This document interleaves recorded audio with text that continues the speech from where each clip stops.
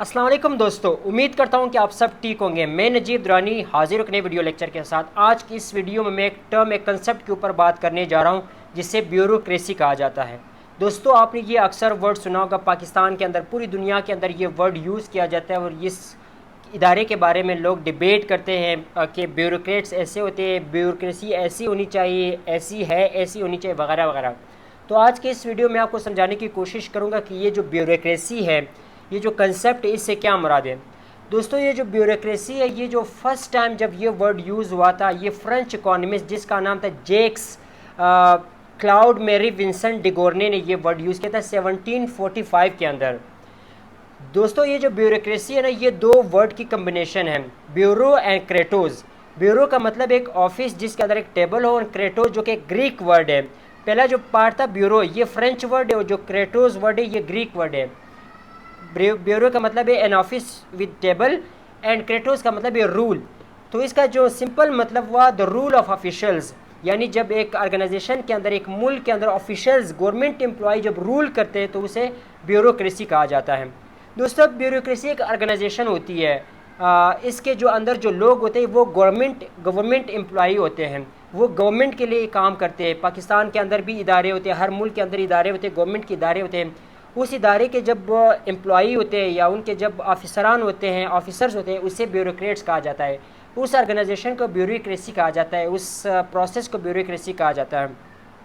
दोस्तों, ये जो वर्ड है ब्यूरोक्रेसी, फर्स्ट ऑफ ऑल तो मैंने कहा था कि ये फ्रेंच इकोनॉमिस्ट जैक्स क्लाउड मेरी विंसेंट डिगोर्ने ने 1745 में कंसेप्ट दिया था, ये वर्ड कॉइन किया था।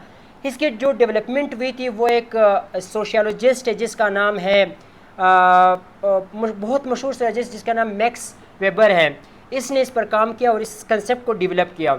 दोस्तों, ये जो ब्यूरोक्रेसी है, इसके मुख्तलिफ करेक्टर्स होते हैं। लाइक मैक्स वेबर ने कहा था कि ये जो ब्यूरोक्रेट्स होते हैं, ये वो लोग होते हैं जो कि इलेक्शंस के थ्रू गवर्नमेंट के अंदर नहीं आते, बल्कि वो किसी स्पेसिफिक प्रोसेस के थ्रू या टेस्ट या एग्ज़ाम्स के थ्रू ब्यूरोक्रेसी के अंदर आते हैं। जिस तरह पाकिस्तान के अंदर मुख्तलिफ ग्रुप्स होते हैं, जब आप CSS करते हो या PMS करते हो, तो उसके थ्रू जब आप किसी गवर्नमेंट इदारे में आते हैं तो आप ब्यूरोक्रेट बन जाते हो, आप ब्यूरोक्रेसी के अंदर आ जाते हो। इसके अंदर मुख्तलिफ ग्रुप्स होते हैं। मिसाल के तौर पर हर कंट्री के अंदर गवर्नमेंट के डिफरेंट ऑर्गेनाइजेशंस होती हैं। जिस तरह पाकिस्तान के अंदर फॉरेन सर्विस अलग एक ग्रुप है, जिस तरह पोस्ट ऑफिस अलग एक ग्रुप है, PS पाकिस्तान एडमिनिस्ट्रेटिव सर्विस अलग एक ग्रुप है।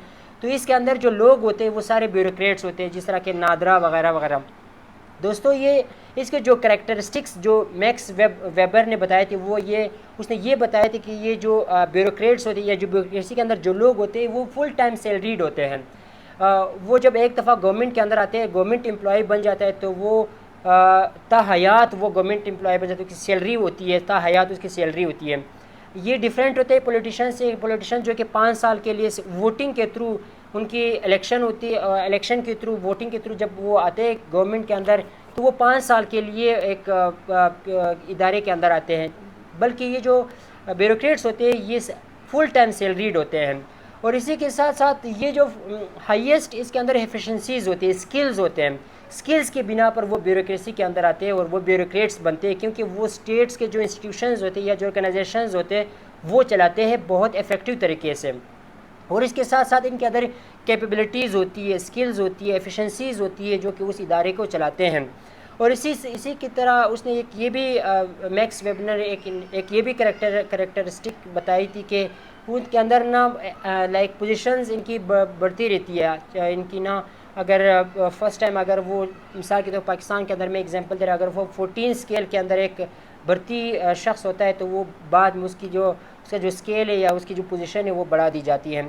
और इसी तरह इसकी जो पोजीशन है वो बहुत हाई अथॉरिटी होती है, उनके पास पावर होती है, ताकत होती है जो कि वो अपनी इंस्टीट्यूशन के अंदर इस्तेमाल कर सकती हैं। तो दोस्तों, सिंपल अल्फाज में ये कहना चाहूँगा कि जो ब्यूरोक्रेट्स होती है या जो ब्यूरोक्रेसी होती है वो गवर्नमेंट ऑफिशल्स होते हैं, गवर्नमेंट एम्प्लॉई होते हैं। ये मुख्तलिफ होते हैं पॉलिटिशियन से, पॉलिटिशियन जो कि लोग सेलेक्ट करते हैं, आवाम की तरफ से पॉलिटिशियंस बनते हैं। लेकिन ये जो ब्यूरोक्रेट्स होते हैं या जो ब्यूरोक्रेसी होती है ये आवाम सेलेक्ट नहीं करती, बल्कि ये गवर्नमेंट के लोग खुद सेलेक्ट करते हैं और वो गवर्नमेंट के इदारे को चलाते हैं।